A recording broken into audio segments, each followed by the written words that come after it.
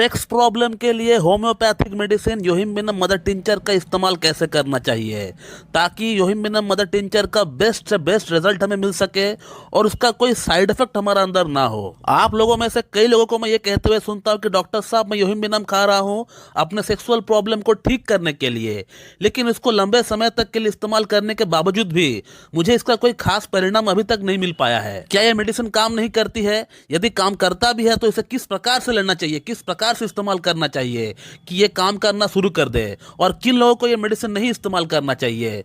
तो इन सारी सवालों का जवाब मैं आज इस वीडियो में आप लोगों को देने वाला हूं। तो सबसे पहले जानते हैं कि ये मेडिसिन असल में काम करता है या नहीं। तो दोस्तों, अगर आप लोग मेरा कहना माने तो योहिम्बिनम जो मेडिसिन है ये बहुत बढ़िया तरीके से काम करती है पुरुषों की प्रॉब्लम में, सेक्सुअल प्रॉब्लम की भीतर, इरेक्टाइल डिस्फंक्शन की प्रॉब्लम में, लिंग के अंदर तनाव की अगर बात करें तो उन तमाम समस्याओं में बहुत बढ़िया तरीके से काम करती है। लेकिन जैसे कि मैं आप लोगों को पहले भी बता चुका हूं कि होम्योपैथी में एक ही मेडिसिन सबको सूट करेगी ऐसा नहीं हो सकता है। होम्योपैथिक मेडिसिन कुछ लक्षण के आधार पर काम करती है। यदि लक्षण मैच होता है आपका अंदर तभी वो मेडिसिन आपको देने से आपको फायदा होगा, नहीं तो वो मेडिसिन से आपको कोई रिजल्ट नहीं मिलने वाला। तो आप लोगों का पहला सवाल का जवाब मैंने अभी तक दे दिया है कि ये मेडिसिन काम करता है या नहीं। इसके अलावा यदि आप लोगों को प्रूफ चाहिए कि ये मेडिसिन असल में काम करता भी है या नहीं, तो उसके लिए आप लोगों को मेरा जो केस वीडियोस है, मैं जिन पेशेंट का प्रॉब्लम को ठीक करता हूं उसका ऊपर जो केस वीडियोस बनाता हूं उससे आप लोगों को देखना पड़ेगा। उसके लिए आप लोगों को मेरे चैनल के अंदर जाना पड़ेगा, वीडियोस को देखना पड़ेगा उठा उठा कर।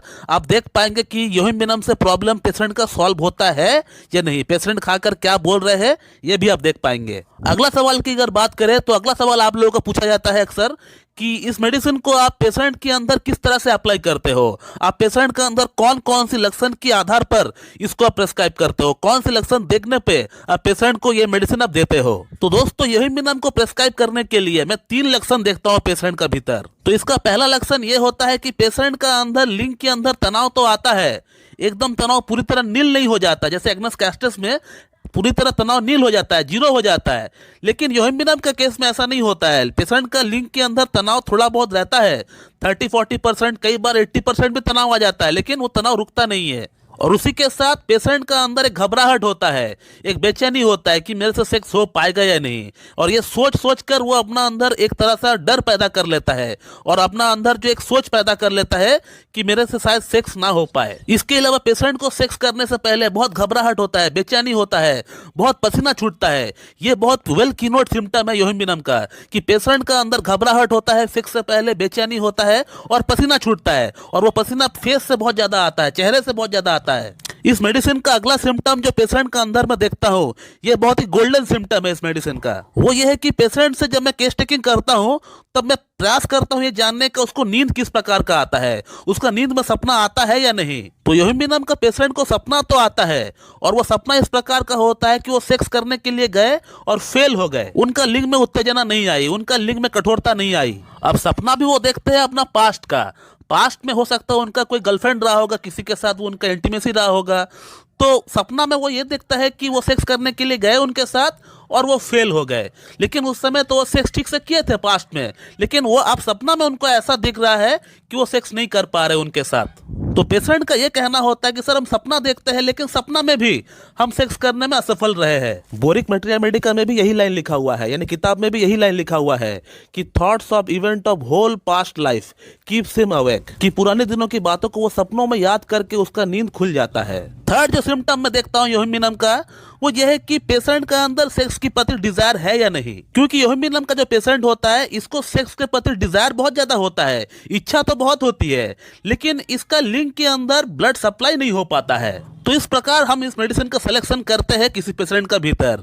इसके अलावा इस मेडिसिन को हमेशा मदर टिंचर के फॉर्म में ही इस्तेमाल करना चाहिए, इसको 30-100 में इस्तेमाल नहीं करना चाहिए। तो इस मेडिसिन को आपको हमेशा मदर टिंचर के फॉर्म में आपको इस्तेमाल करना पड़ेगा। इसका 15-15 बूंद सुबह, दोपहर, शाम हाफ कप नॉर्मल पानी के साथ मिला के आपको पीना पड़ेगा। अब योहिम्बिनम मेडिसिन को इस्तेमाल करने के साथ साथ बीच बीच में इसका कॉम्प्लीमेंट्री जो मेडिसिन है इसको भी आपको इस्तेमाल करना पड़ेगा, तभी जाके आपका सेक्स प्रॉब्लम प्रॉब्लम पूरी तरह ठीक हो पाएगी। और वो मेडिसिन है कैलाडियम। तो कैलाडियम को आपको 30 पोटेंसी में लेकर आना है और इसका 2-2 बूंद आपको हफ्ते में एक बार लेना है। 2 बूंद 2 चम्मच नॉर्मल पानी के साथ मिला के आपको पीना पड़ेगा हफ्ते में एक बार, सुबह नाश्ते से आधा घंटा पहले। और यूहिम्बिनम को जैसे कि मैंने आपको बताया कि मदर टिंचर के फॉर्म में आपको हर दिन इस्तेमाल करना पड़ेगा, लगातार 2 महीना आपको इस्तेमाल करना है इसको। और कैलाडियम 30 को भी आपको साथ साथ में इस्तेमाल करना है, जैसे मैंने आपको बताया अभी। कैलाडियम यहाँ पे कैटलिस्ट का रोल प्ले करेगी।